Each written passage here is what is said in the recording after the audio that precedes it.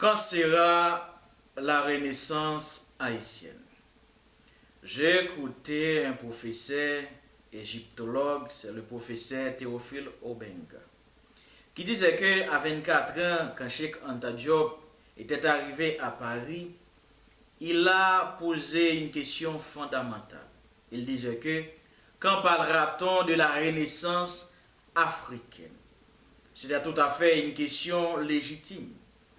Mais aujourd'hui, et comme haïtien, je dois poser cette question.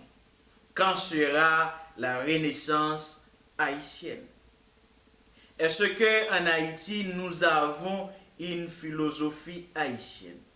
Et moi, je plaide pour une philosophie haïtienne. Sans une philosophie haïtienne, nous ne pouvons pas laisser réellement quelque chose de positif pour des générations à venir. Pourquoi je l'ai dit? La Chine avait réellement une philosophie. Et la Chine a réellement une philosophie chinoise. Et nous, en Haïti, est-ce que nous avons une philosophie haïtienne? Une philosophie haïtienne capable de mettre les Haïtiens au centre du développement. Une philosophie réellement de la justice haïtienne, de l'éducation haïtienne. Mais une philosophie capable de faire penser les Haïtiens. Ce n'est pas une philosophie importée. Il nous faut avoir une philosophie haïtienne. Et c'est à travers une philosophie que nous allons réellement développer réellement notre pays. Nous devons avoir une vision haïtienne, un projet de changement.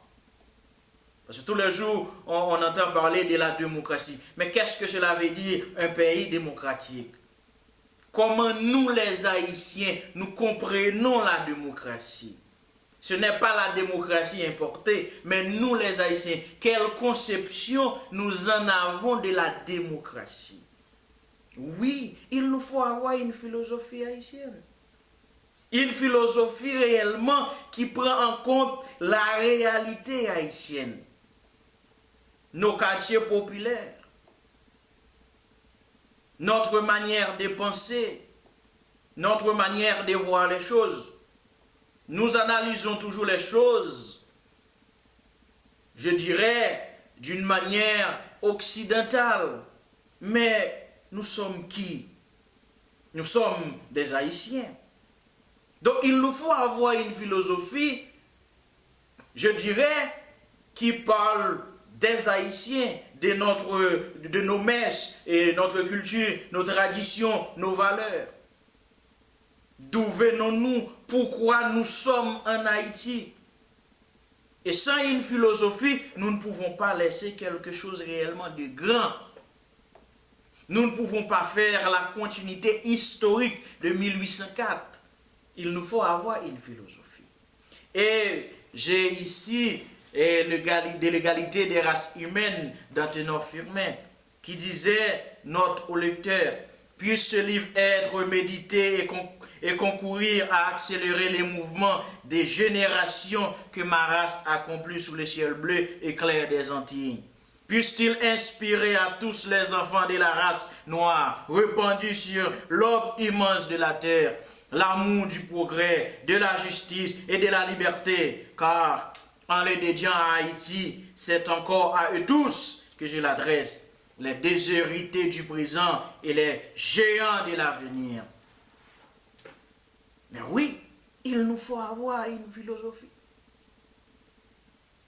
Il nous faut avoir une éducation haïtienne qui prend en compte réellement la réalité de la population haïtienne. Nous ne pouvons pas importer réellement une éducation. Parce que l'éducation que nous en avons aujourd'hui, c'est une éducation coloniale. Une éducation que les États-Unis, la France nous a apporté en Haïti. Mais il nous faut réellement construire notre propre éducation. Et c'est pour cela, moi, je plaide pour une philosophie haïtienne, une vision. Parce que les Haïtiens, nous devons avoir réellement de l'ambition d'avoir un pays comme tous les autres peuples. Mais pour cela, il nous faut avoir l'ambition, la volonté de construire quelque chose de bon pour les générations à venir. Si vous aimez cette vidéo, je vous demande liker, partager, commenter et n'hésitez pas à abonner à cette chaîne. Merci.